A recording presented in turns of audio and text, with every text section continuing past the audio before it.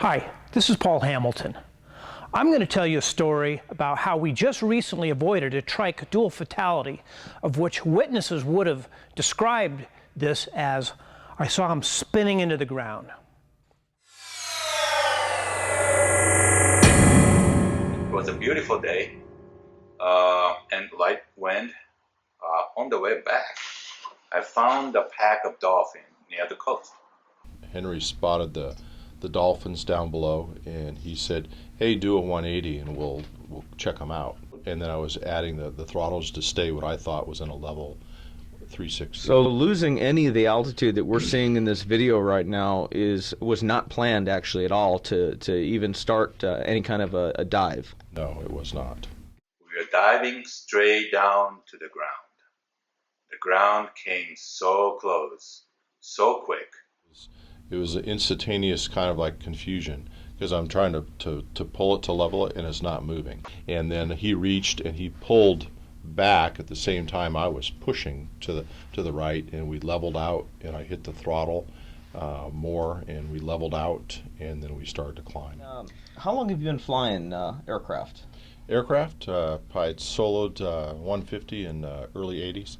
Wow. And went into flying gliders about 12 years ago.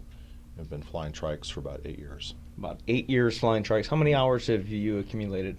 Just probably a little over 500 hours. Henry called me the next day. He was describing this. He thought that maybe your left wing had actually got a wind gust, because it felt to him like you guys went 90 degrees, almost like a wing over, I think he describes it as.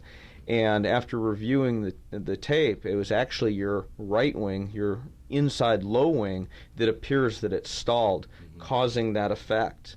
And once it was stalled, the only way to recover from that spiral dive was to reduce the angle of attack by pulling in. Pulling in, right.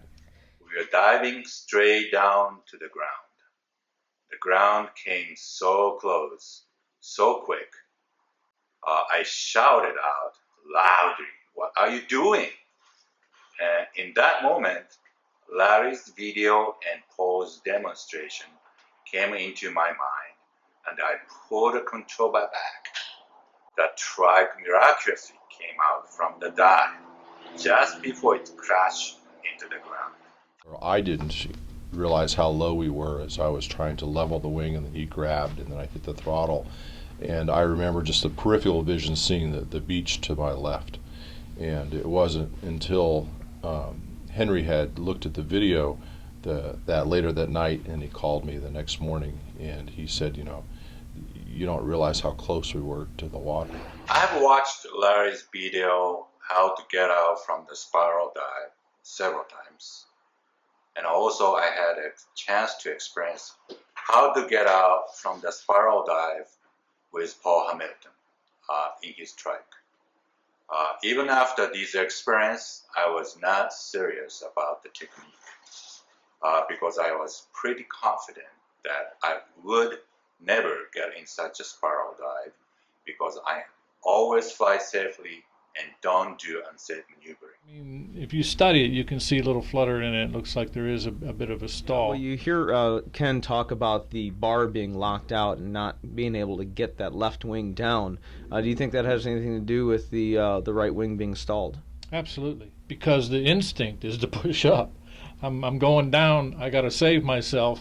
I'm going to push out, and it makes it harder to move it to level, and or sometimes impossible, as Ken described. Yeah, right. But basically, it was just, to me, it looked like a steep turn where they lost vertical component of lift, but the wing was still seemed to be flying.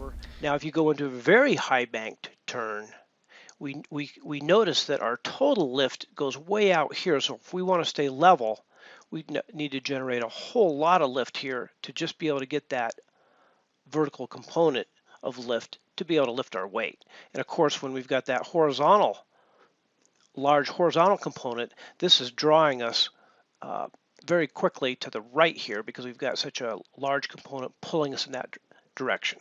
Is one, reduce the angle of attack by pulling the bar in, and two, bring the bar over to level the wings. Now here, if you push the bar out, it's going to speed you up into the horizontal direction, which you don't want. So there's the science behind recovering from very high bank turns and spirals. And we can find those details in the Weight Shift Control Handbook, Pyle's Handbook of Aeronautical Knowledge. And you push that bar out and you try to get that nose to go up, and there's a certain point where that aircraft just winds in, and then doing more of the same will only make the situation worse, and that bar's got to come back in before you can level the wings. I could not thank you, Larry and Paul, enough. They saved my life.